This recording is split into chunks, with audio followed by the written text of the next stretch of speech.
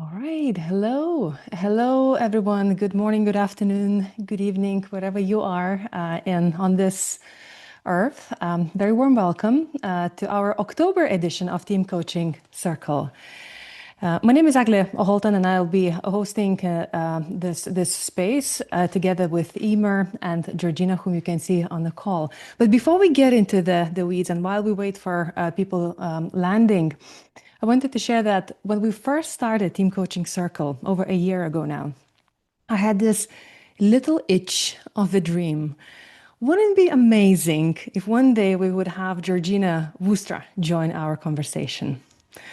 And I remember thinking that if that ever happens, that would be a real milestone for Team Coaching Circle. And today feels like a bit of the achievement unlocked moment. And I couldn't be more delighted to have her with us for this conversation. So just to share that personally, I've been admirer of Georgina's work for a very long time, particularly her invitation to work with emergence rather than cling too tightly to models and frameworks. And discovering her work for me has been quite a fresh breath of the fresh air and a huge inspiration. So really delighted to have her today on this call. And before we begin, I also wanted to offer a huge thank you to Eimear, whom you can also see on the screen, who made the session possible by connecting with Georgina and organizing today's conversation. So Eimear, your energy and your care, truly appreciated. So I think that we're kind of landing well, and let me continue with introductions. So our two wonderful guests today, Georgina Woudstra, Master Coach, ACTC, one of the world's leading voices in team coaching. She's a founder of Team Coaching Studio and author of Mastering the Art of Team Coaching. So welcome, Georgina, to the session. Thank you for having me here today. You're saying you're excited about having me here. I'm excited about being here with you and such an incredible group of people who are really interested in team coaching. What a privilege to be invited. I can't wait to get into it.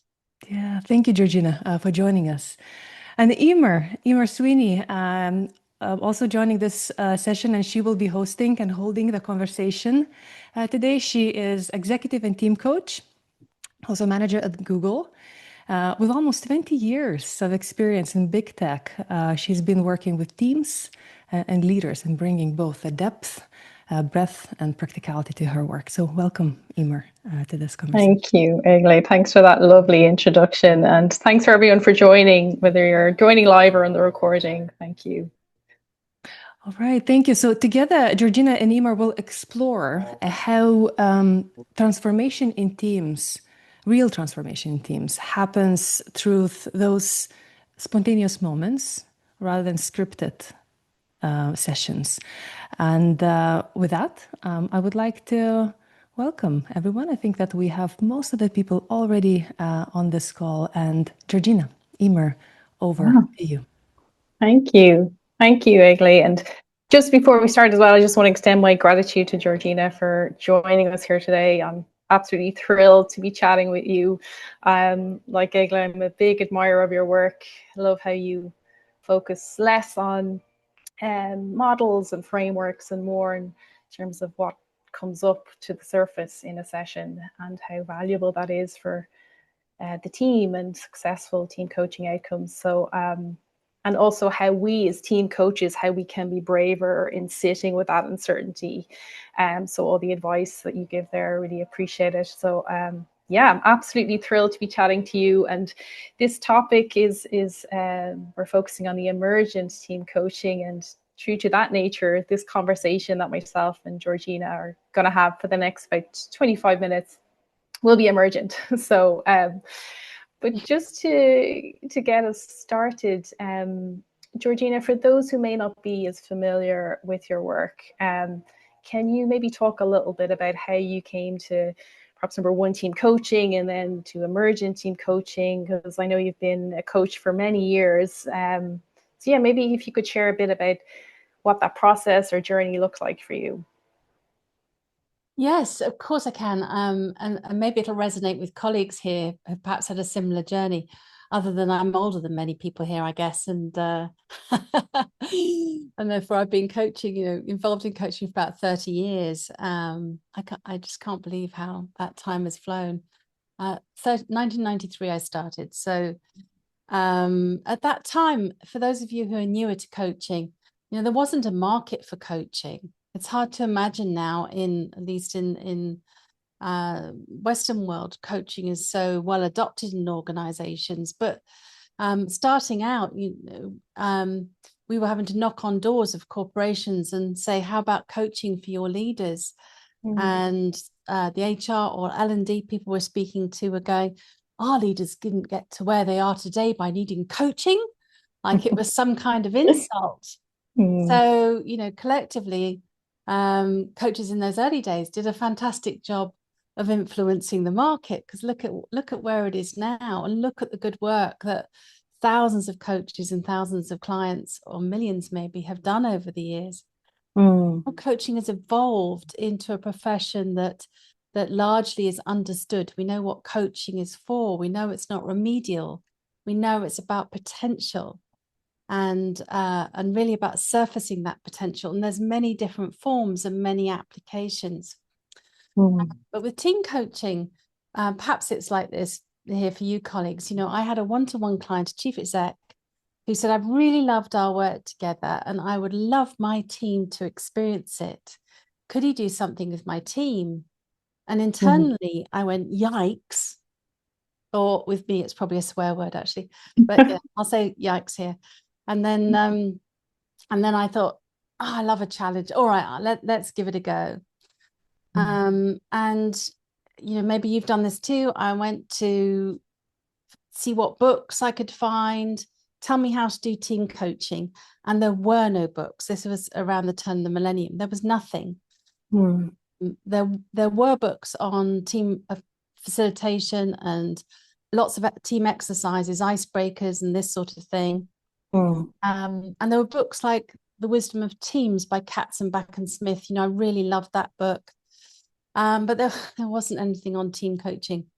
So I thought, I'm going to have to work this out and ask some colleagues what they did. A few people also work with teams, and they said, do personality instruments. MBTI was the most common, and do a team chart. I thought, well, that sounds great. So that's where I started. Let's get to know each other through examining personality and how we're different, and communication, and developing a team charter. What's the purpose of this team?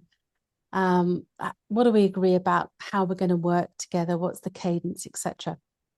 And luckily it went down really well, and they enjoyed the session. I enjoyed the session, and I did what many interveners do, give out happy sheets at the end, and got smiley faces.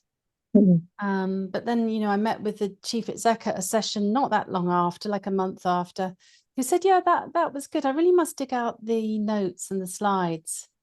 At the time, it was really, really, really great, and we must spend more time together as a team. But it really had a sense of it not having stuck, and that pattern repeated over and over, and I felt like I was going through the motions of some kind of weird film. People going, we need this work with a team. Can you help? And then going through some scripted scenario. And then what happened, the fizzle effect happened, what I call the fizzle effect, which is, you have this amazing session and then it evaporates as quickly as it happened. A bit like wallpapering over a damp wall is a metaphor I like to use. It's covered up for a while, but the damp comes back pretty quickly. So, and I found that personally, and maybe others here have too, I found that a bit soul destroying. And I thought I was, a bit crap at team coaching and a bit of a failure, because my one-to-one coaching sessions, I wasn't getting that. I was getting people writing to me 10 years after I'd worked with them saying my life has changed. And that's what I wanted. I wasn't interested in just earning income, doing sheep dips or going through the motions. And because there were no answers out there, I thought I've got to look to myself for this and work out what's different in what I'm doing with one-to-one coaching and team coaching. And it was really that was when I really turned to coaching and held that central, that I started to work out and find my way, a different way of working to the more conventional form of coaching. And that was when things started to change in terms of client engagement, team impact, and transformational results. The kind of results where I work with a team now and they'll say to me, this was amazing, can we cascade it? You know, one client I've been working with for a little while, they now want to cascade across 16 teams. It's more than I can cope with. Wow. I'm too old for this.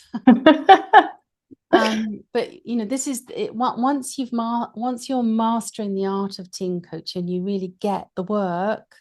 It speaks for itself.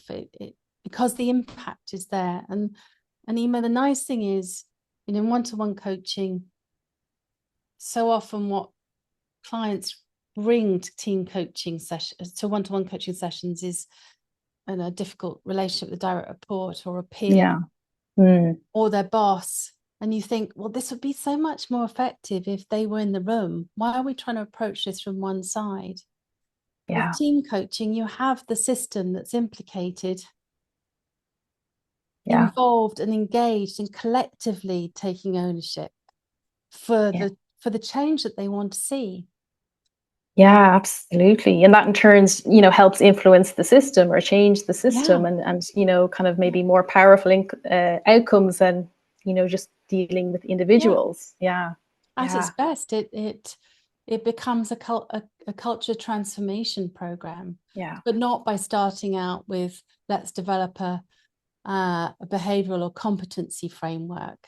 It's a more inside out approach, more transformational approach rather than a skill or process led approach. And can you maybe tell us a bit more about that, because you mentioned there about the things didn't stick, and I suppose what did you find did stick, or what kind of led to this change? I know we talked in the intro about, you know, these kind of traditional frameworks and models, but and how your focus is not on that. So do you want to tell us a little bit more about how you made things stick? And there's lots of things, more than we'll be able to cover here today, because it's a sort of a philosophy and a way of making meaning and an idea about change, just like coaching is. Coaching is a philosophy of change. It says we don't come in and tell a client what to do. We unlock potential from within. And team coaching, I believe, has a strong core philosophy, at least our approach does, about change and how change happens. But, you know, one of the things I realized when I was first in the, you know, turn of the millennium, I was first trying to work out what the hell is going wrong here and why am I messing up so badly in my work with teams, really to the point where I wanted to give up. You know, I just feel like what I realized was I was in a coaching session with a one-to-one coaching session with a client, but in the background I'd just come out of some work with the team and I was frustrated. And I thought, what am I doing differently? And I thought, you know, with a client, a one-to-one client, I go in, make contact, check in, unpack what they want to work on in the session, and then follow their agenda, deepening in a transformational way, their awareness, their experience, working in the here and now. In team coaching, what I've been doing is I've been going, okay, I've got a day, the session starts at 9 o'clock. At 9 o'clock, we'll start with this exercise. And then at 9:30, we'll switch to that exercise. And then I'll teach this model. And then we'll do this framework. So I had shifted the game from the start by saying, I'm the one in control of this. I'm the one bringing the smarts because I'm bringing the models and the knowledge. I'm the one who's steering the ship. And if you're not happy with it or you don't get the results you want, it's my fault. Because I was doing all the work. Yeah. So I had to shift it up and keep awareness, accountability, and responsibility with the team. And that meant I had to get out the way and stop trying to be the smartest person in the room. Oh, you've got an issue with trust. I'm going to teach you a trust model and give you a trust assessment. And we'll measure the gap, and then we'll teach you how to plug the gap. You know, that wasn't working in my experience. It sounds stressful listening to that. So this was really why we call the team coaching studio. Was I had to go to the studio, like in life drawing or something. I had to practice over and over again, working with what's there, and in doing so, I'd encounter my own demons. So much about mastering the art of team coaching really is stripping away what stops us being able to work in the here and now. I mean, it's not that different in that way from one-to-one coaching, because when I started out, I had my first ever corporate coaching session with an HR director. I remember thinking everything she brought that was a challenge, even though I'd gone through my coach training, everything she brought as a challenge, I felt like was my problem to solve. And she'd go, oh, stakeholder engagement. And I'd go back and read articles on stakeholder engagement. Harvard Business Review was not my friend; it was my enemy, because I was trying to understand everything. I can see you nodding. Like taking over responsibility for. So I had to get beyond my own demons, which is really my own ego, fear, and anxieties. And I learned over time that whilst there is stuff to learn at a philosophical level, at a process level, but the biggest part for me that I had to learn was the humbling experience of getting out the way and getting my ego out of the way, of wanting to be the one that added value, wanting to be liked, wanting happy smiley faces in the moment, add value. Well, it's not my value to add. Hey, there's a mindset shift. That was a biggie I caught in myself. I remember saying to my supervisor, but I want to add value. And then it was a giant wake-up call. It's not my value. So yes, it's a process, a learning process. Humbling process. That's so powerful. It's not my value to add. Because just as you're talking there, and hopefully this also comes up for other team coaches on the call, is that whole piece you're talking about, the humbling experience, leaving your ego at the door, getting out of your own way. And I know when we talk about frameworks and stuff, sometimes when I'm working with the team, being very honest, sometimes having an idea of, okay, in general, what's the timetable for the session? I suppose that structure I find a bit comforting. But as you're talking there, I can see how important it is to kind of leave that at the door. But also sometimes when, something sticky or icky comes up in a session, I'm trying to keep my rescuer over responsibility tendencies in check and not interfere by perhaps offering something or, offering an intervention or exercise. But I guess apart from, trying to, get out of our own way, like how can we be brave enough to sit in the fire alongside the team when those kind of critical moments or sticky, icky moments occur? Well, that's a bigger question than it sounds, Eimear, because to really get to it, we'd have to unpack what goes on for you. There is no general we. We all have our own script, our own self, our own life experience, and a team holds up a mirror to us. We kid ourselves that our role is just holding up a mirror to them, but boy, do they reflect us back to ourselves, So, for example, having a sense of where you might go in a situation, and finding a way to give voice to what you're experiencing. So, for example, and I can share a little bit more about this, about the arc of working emergently, if it'd be helpful. But at some point when you're working emergently, you'll often find energy drop a frustration will come in. That naturally is combined with people's ways of dealing with frustration, disengagement perhaps, or anger or irritation or fidgeting, that sort of thing will happen. And if I'm going to react to that and not be able to hold the space, then the team will respond to that. I liken it a bit like have any of you ever been in a car with a really nervous driver? They're going the same route, driving from here 20 miles down the road to Southampton or whatever, wherever I am. Exactly the same route. They might be following the same GPS with the same instructions, but boy, will your experience of the journey be different, and your trust in them be different, and the permission you give them to not just drive you 20 miles down the road, but to take you on small windy roads by cliffs. I'm stretching the metaphor here, but the quality or the interior conditions of the intervener have such an impact on the field. So like all these things, if we're encountering ourselves, then our route is either supervision or therapy. If we're going to ask a coach, if we're working at deep transformational levels, deep dynamic levels, and to do that, we need to invite a team to wake up, to grow up, and to change. We've got to be able to hold that space and hold that space within ourselves. And if I can't, because I'm triggered by my own performative needs, which most of us are, it's really normal, I've been there, then it's my little journey to work out that piece. And for me, it was having a way of naming my experience.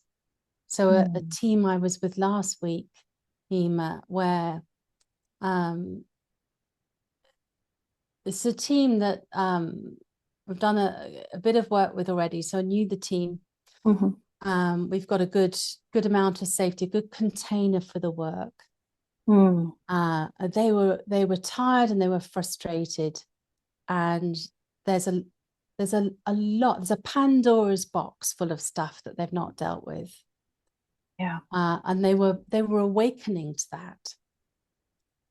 And in their frustration and irritation with the Pandora's box, I could feel the obvious route for them would be for them to deflect it at me. So my way is to name it. I imagine right now we're all sitting here, we've taken the lid off Pandora's box, and we're looking in and we're going, holy crap, what are we going to do with that? This is a lot.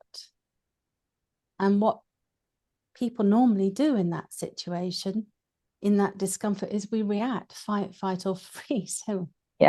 So our job here, colleagues, is to sit with this and find a way to chunk it down into workable pieces. Where should we start? What's the most significant piece of work to begin with? Where do we begin? And this is how the work begins. But you won't know what that work is up front. Part of our work is, the idea, the contract up front is we want to be a high performing team. It's usually something like that. That's rather general and big. And instead of starting with an assessment tool, you have to get in our approach, get into the field to know what's there.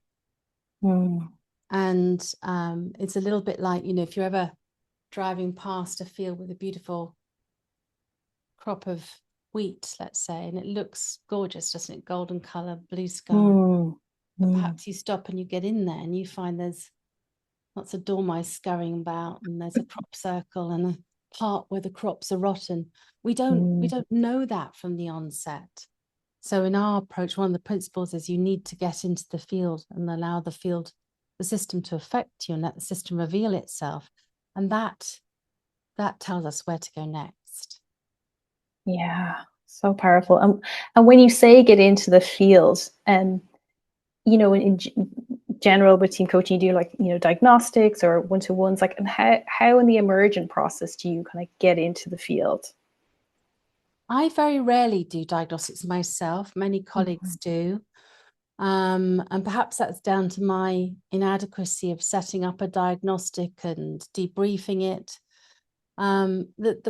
The challenge I found with the diagnostic is often it's based around a model that's normative and backed up by lots of Harvard-based research, So we're weighting in parent-child already.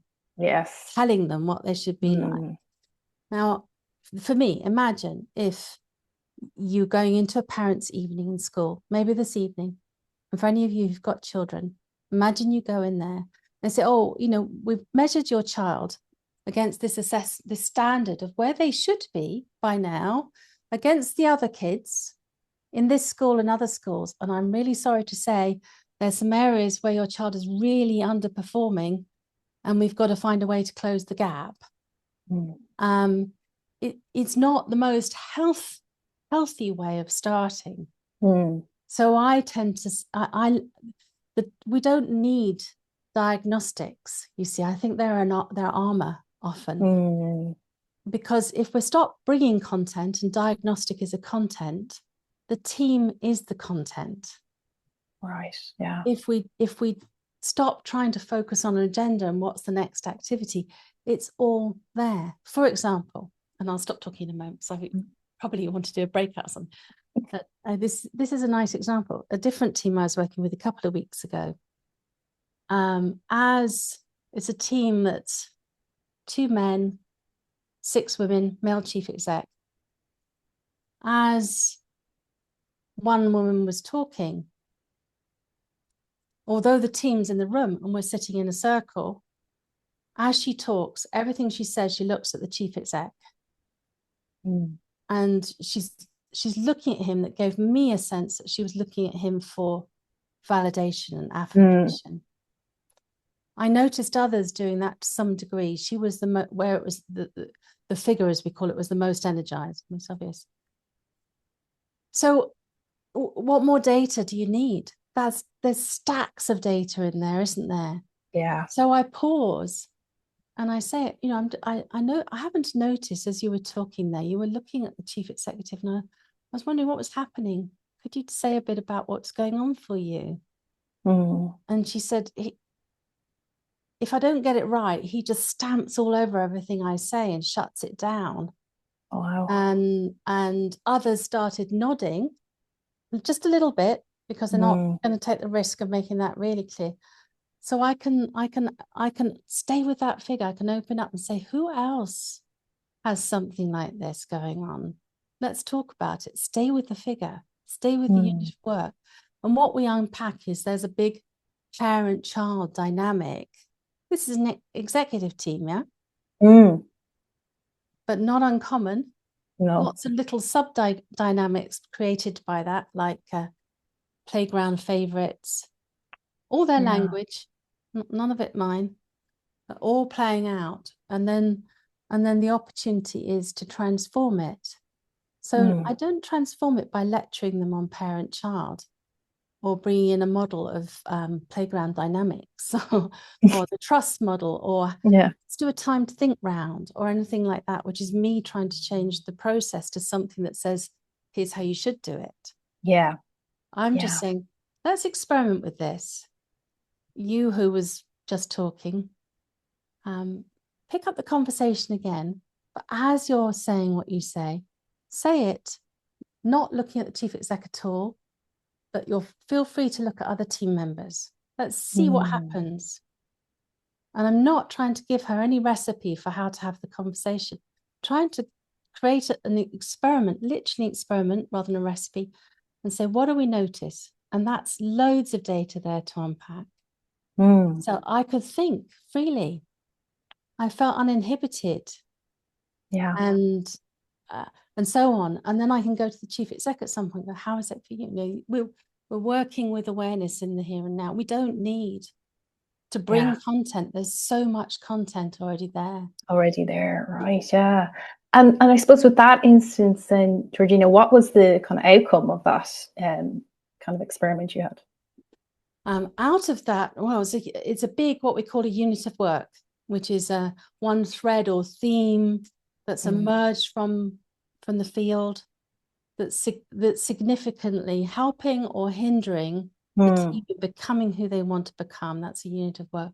We stay with it until it transforms and play with it in different forms. So in the coaching session, we had about probably this half an hour now with Chief Exec outside the room to see the impact on the whole dynamic. We had experimenting. He normally chaired their meetings, so we had some experiments around different people facilitating different parts of the session. We had some deep work into what's going on in their internal landscape and where does that come from as you respond in this way. So some growing up at the individual level work, which is often essential because many team members are not mature enough to play for the team. They play for themselves. So team members have quite a bit of growing up work to do, but we can do that work in the moment. You know, to transformed people. We need transformed people to transform teams, and transform teams transform organizations, and we've got to transform ourselves to begin that work. You know, that's the lens. Transform, I'm just conscious of time, Georgina. We can keep talking if so many things are coming up that I want to ask you. And I know there's a question or two, but just to call out that will be Q&A at the end so people can ask questions. But I'm just conscious of time. So we were going to just get you into breakout rooms, like for 2 or 3 people. And basically asking, and then we'll regroup when we come back, and people can share, or if there's questions, you know, we can take them. But really, I know we've just had a brief conversation here of 30 minutes, but as team coaches, what's the kind of 1 or 2 things that's standing out for you that you think you might bring into your team coaching practice, or what are 1 or 2 things that you've kind of learned from this brief discussion? So, Egle, if you can work the magic in the background, please. It'll be about 15 minutes, and we'll ask you to come back then and share. So thanks very much, everyone. Thanks, Egle.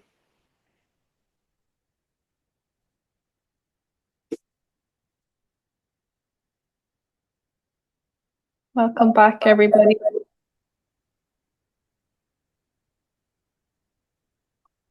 So hopefully you found that useful, the breakout session. We'd love to hear from you if there's any, maybe the themes that came up or any questions that you have. We'd love to hear from the group. And I also know there's a couple of questions on chat as well, but just feel free to unmute and ask away. And Matthew, see your hand up there. Yeah, I put my hand up again. It's a one-hand applause. I went back to you. Exactly. Yeah. We were talking about mixing team building with team coaching, and how that if you've any experience with using that to kind of calm people down, or to kind of clear whatever crap's going on between people, and or whether maybe an activity can maybe take away from the team coaching because people are just all about the paintballing or the football or escape rooms or whatever they did. So I'm just curious about getting your feedback on that. Thank you. So I was going to ask you what you mean by team building. So is that what you mean, the axe throwing and the... Yeah, it's just doing an activity that isn't work related, so that the team can get to know each other a little bit better, get on a bit better before you start the team coaching, and maybe there's a bit more of a bubbly experience going on within the team, so it's a better atmosphere to start the team coaching with. So Matthew, I hear your intention there is to build some ground to support the work by getting the team into relationship with each other more, in our language, into contact. Because unless there's contact, there's no work. There's only I and I and I. There's no connective work. And it can be very helpful. As with all these choices, they are choice points rather than formulae. And it carries a few problems, as all of our choices do. And one is if you, let's say, Matthew, you go and you say, we're going to, I used axe throwing because I knew a finance team in the city who actually took a team axe throwing, and I thought that was quite hilarious. But if you're the one who kind of organizes it and sets it up and runs it and does debriefing and exercises, throughout that, you're establishing yourself in a leading role. By that, I mean you are channeling energy in a certain direction and you're managing processes. Now do this, now get into a breakout, now do that, exercise.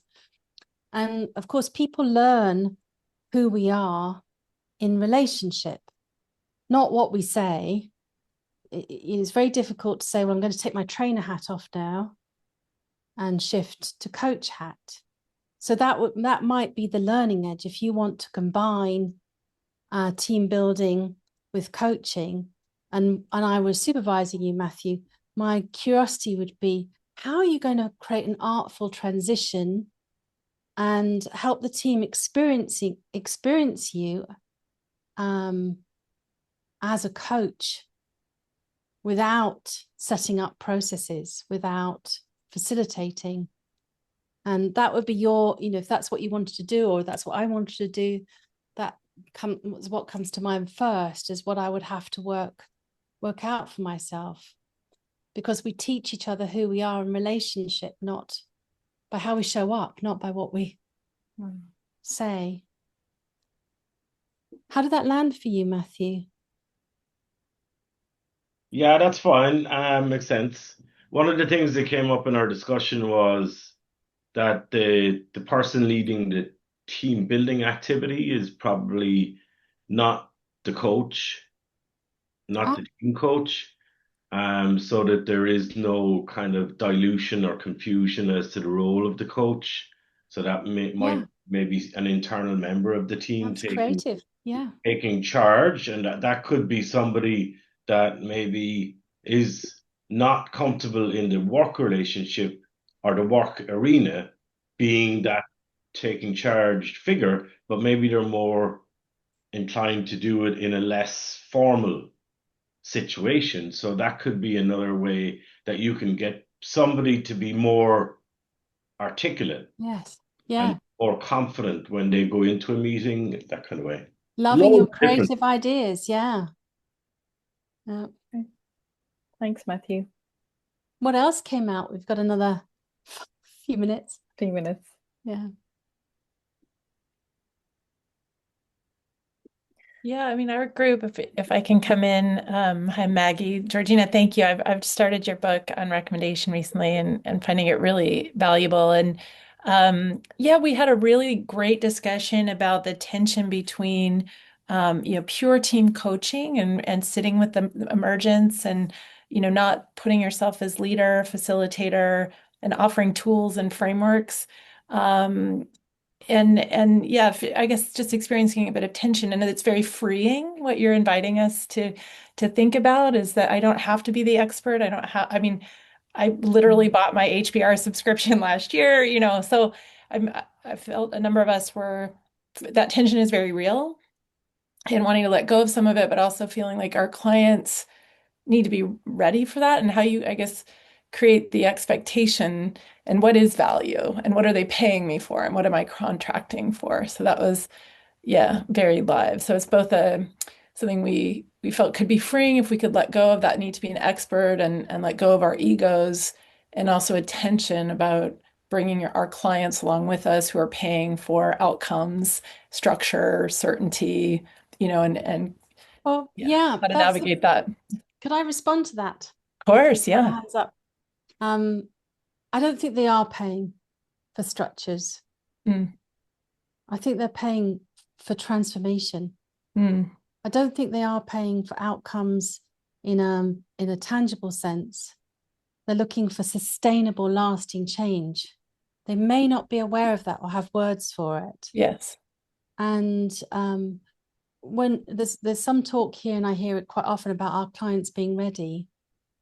Very few teams are ready, in a sense, for this kind of work, because it's not there in the field. Don't have a frame of reference. So we have to artfully work out how we take them on a journey, how we meet them where they're at. But if we meet them where they're at and we stay where they're at, then the best we can do is develop some skills at their own level. Might as well, if you've got a team who just want models and tools and workshops, content, you might as well, if that's really what they want, that's what we might as well give them if you want to do that sort of work in a workshop. But if they come to you, and this is the classic call I get, I don't know what you get, Maggie, but I get a call going, we've got this team. They are the best people in the industry. They're absolutely fantastic in their individual right. I mean, frankly, they're all star players, and they're paid as much as England football team. So why the hell can't they work together? We need them to be cohesive. We need them to work as one team. And if that's the call I'm getting, I am doing wrong by agreeing to doing a half-day workshop. I say to them, this is an 18-month, 2-year transformational journey.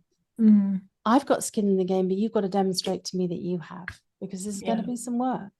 It depends on how much transformation they're looking for and why, and what the purpose of it is.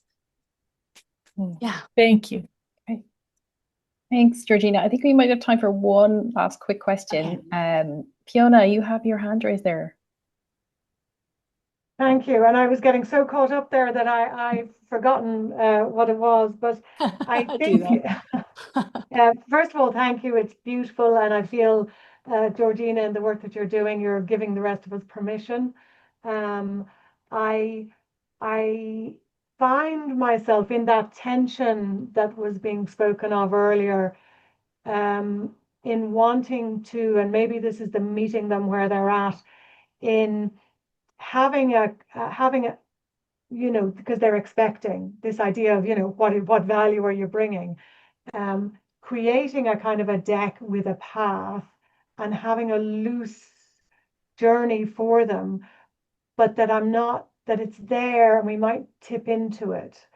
And I do that almost as to make them feel there's a bit of work that's been done. I'm not just coming here and making it all up. And as I become more comfortable with them, the deck, doesn't arrive anymore, and it's just me. And I don't know if that's, Georgina, how do you arrive? Do you just arrive, here I am, and from the beginning, or do you have that kind of stepstone of how you start to work with teams? Well, I've got a little confession to make, that I don't have any here's how I arrive. I don't have any fixed approach, because I strongly believe in the field and that each situation is different. And therefore, my first aim is to encounter the field, get into the field. I agree with you that sometimes a visual map of something, of a journey, and there's one in my book, it can help create an illusion of containment. There's a risk that it creates the magical thinking that as long as we process ourselves through the steps, we're going to get the solutions and come out the end, but that's down to how we communicate about it and how we contract and recontract. But I really think the art is in removing all ideas of cookie cutters, and that one approach fixes all, and really getting in and understanding the nuances and working out how you yourself need to intervene. What's the work I need to do on myself to show up in a way that's going to be helpful and effective in this system? Yeah.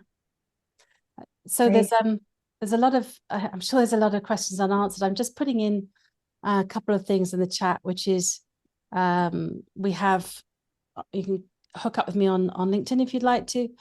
You can join our newsletter, and we have, where it says webinar registration, The next one's on the 18th of November, and my colleague Allard and I are thinking of running it as an emergence discovery session. Sometimes we do that, and we get in and sort of, it's like a demo really, get in and we'll all emerge together and see what happens. So you're welcome to join. Great. That's Thank you. done. Thank you for having me today, everybody, and for listening so intently and engaging. And well, thanks to you, Georgina. I really appreciate your time, and just learned so much. And great, we'll share the links after as well. And thanks to everyone for their participation. And I'll just hand over to Egle to wrap up. Yeah, just kind of in the last seconds or so, just wanted to again share appreciation for this session, for kind of inviting us to be a bit more expansive in the way how we look and approach our practice. Thank you, Georgina. Thank you, Eimear. Thank you, everyone who joined. And yeah, have a lovely rest of your day. Yeah, thank you. a lovely rest. Yeah. Thank you all for coming. Lovely to meet you. Thank Caroline Duffy, hello. And my colleagues there. Thank you. Thanks, everybody. Bye-bye. Thank you. Bye-bye. Thank you. Bye-bye. Bye-bye.